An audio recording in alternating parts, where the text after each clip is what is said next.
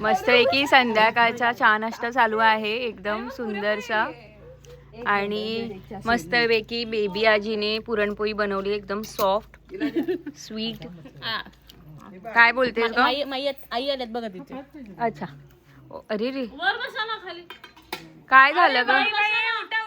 उठा उठा सगळ्यांनी बसा सगळ्यांनी बसा सगळ्यांनी बसा सगळ्यांनी बसा सगळ्यांनी.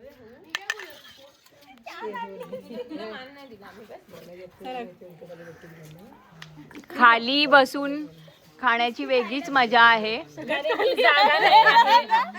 आणि पेल्यामध्ये चहा प्यायची जी मजा आहे, बोल ईशा काय वाटतं तुला?